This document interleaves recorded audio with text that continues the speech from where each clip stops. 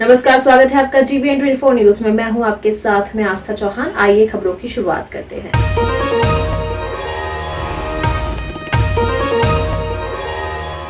उत्तर प्रदेश की जनता से विश्व धर्म संसद के सहयोग और आशीर्वाद मांगा।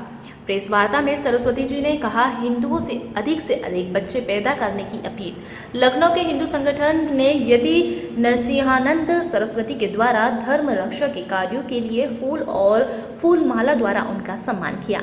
शिव शक्ति धाम ढसना के अखिल भारतीय संत परिषद के राष्ट्रीय संयोजक यति नरसिंहानंद सरस्वती ने उत्तर प्रदेश के प्रेस क्लब में वार्ता करके इस्लामिक जिहाद के विषय में 15 से 19 जून तक आयोजित होने वाले विश्व धर्म संसद के लिए उत्तर प्रदेश की जनता से मांगा सहयोग। नरसिंहानंद सरस्वती ने प्रेस वार्ता के माध्यम से हिंदुओं को आगाह कर बताया, इस्लाम का जिहादी कैंसर की तरह फैल गया है। इस्लाम के जिहादी दुनिया में हर मानव की हत्या करने के लिए कटिबद्ध है, जो कि उनके विचारधारा को स्वीकार नहीं करता। जिहादी उनकी औरतों को सामूहिक बलात्कार के बाद गुलामों में की फंबल जिहादी उनकी औरतों को सामूहिक बलात्कार के बाद गुलामों की मंडी करवाकर बेच देता है, वहीं उन्होंने मुर्दों के कत्ल कर देते हैं। आज लोकतंत्र इस्लाम के जिहादी का सबसे बड़ा सहयोग हो गया है।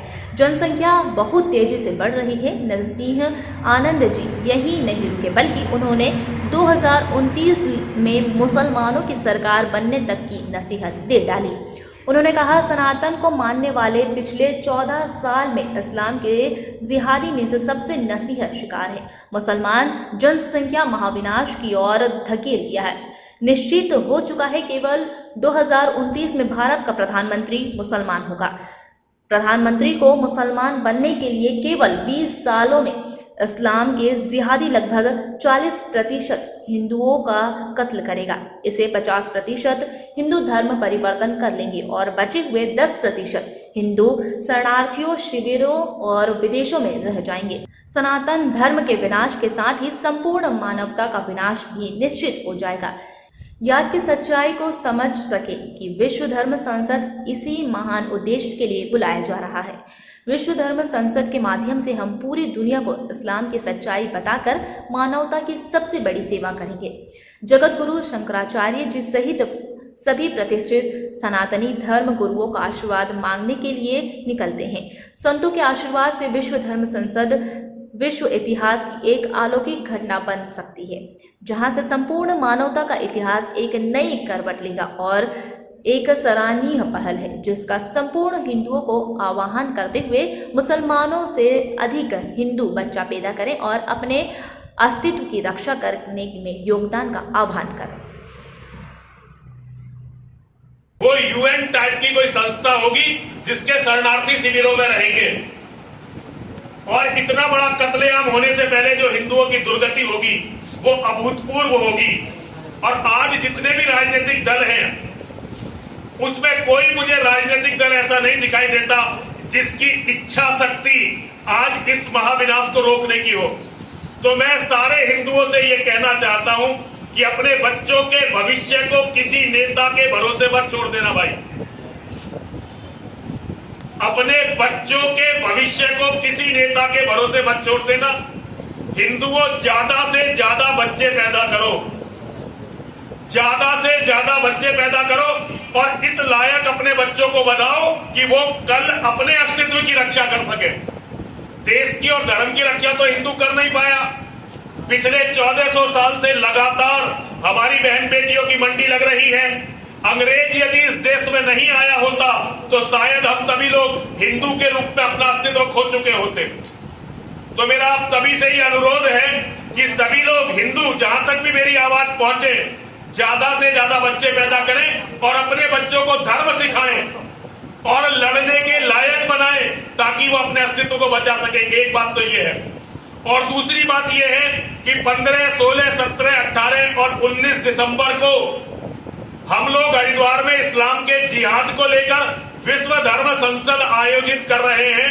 विश्व धर्म संसद जिसमें पूरी दुनिया के अलग अलग पंथों के, संप्रदायों के, धर्मों के धर्मगुरु भाग लेंगे और बुद्धिजीवी भाग लेंगे।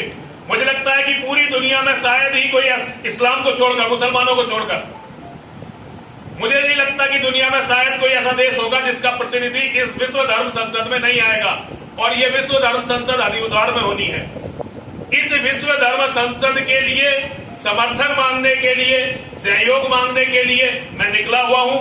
और मेरी हर हिंदू से अनुरोध है, जहां तक भी मेरी आवाज जाए, आप लोग विश्व धर्म संसद में तन मन धन से सहयोग करिए, क्योंकि इस्लाम के जिहाद के खिलाफ, इस्लाम के जिहाद के खिलाफ पिछले 1400 सालों में ये पहली धर्म संसद है। और केवल इस धर्म संसद के कारण ही आज इस्लाम के जिहादियों ने पूरी ताकत मेरी हत्या करने के लिए लगा दी है। लेकिन इन बातों से कोई फर्क नहीं पड़ता। मैं छाती खोलकर घूम रहा हूं मरने के लिए। जितनी मौत मेरे करीब आ रही है, मौत की तरफ बढ़ने का उतना ही जुनून मेरा बढ़ रहा है। और सरकारें चाहे मुझे, बिल्कुल हिंदू को एक होना ही होगा। देखिए, हिंदू एक है, हिंदू को कहीं दिक्कत नहीं है। लेकिन ये नेता हैं जो अपनी राजनीति के लिए हिंदुओं को बांट रहे हैं। और ये राजनीति हिंदू गांधी है भाई, इसकी कीमत सभी को चुकानी पड़ेगी। दलित लड़ रहे हैं, उन्हें भी चुकानी पड़ेगी। बड़ी जाति के जो नेता लड़वा रहे हैं, उन्हें भी चुकानी पड़ेगी। कांग्रेस जी, एक सवाल ये है कि आपको लगता है कि चुनाव से पहले मुस्लिम वोट बैंक की जो राजनीति है उत्तर प्रदेश में तेज हो गई है? देखिए, मुस्लिम हमेशा से एक थे, मुसलमान हमेशा से एक थे। अभी जो है मुसलमान हमेशा से एक थे। जो भी हिंदूवादी ताकत होगी उसे ध्वस्त करने के लिए वो लड़ेंगे। कुछ नेताओं ने मुस्लिम वोटों का बंटवारा करने के लिए मुसलमानों को तैयार किया, लेकिन वो प्रयोग फेल हो गया बंगाल में। वो प्रयोग बंगाल में फेल हो गया, उत्तर प्रदेश में वो प्रयोग चलेगा ही नहीं। मुस्लिम एकदम एकजुट है। जब तक उनके अपने नेता इस लायक नहीं होते, तब तक वो किसी और के कंधे पर बंदूक रखकर, जैसे यूपी में अखिलेश यादव जी, मायावती जी, इनके कंधे पर बंदूक रखकर चलाएंगे और इनको जिताएंगे। तो मुसलमानों को कंफ्यूजन नहीं है। कंफ्यूजन केवल हिंदू नेताओं को होता है। मुसलमान कभी कंफ्यूज नहीं था। पिछले 1400 साल के इतिहासों में बैटल ऑफ बदर, जो सबसे पहली इस्लाम की लड़ाई थी, वो थी बैटल ऑफ बदर, जहां मोहम्मद ने भाई से भाई को मरवाया था, चाचा से भतीजे को मरवाया था, बाप से बेटे को मरवाया था, बेटे से बाप को मरवाया था। उस बैटल ऑफ बदर के बाद आज तक भी कहीं इस्लाम का जो अपना गैंग है, ये जिसे मैं एक गैंग ऑफ ऑर्गेनाइज्ड क्रिमिनल्स कहता हूं,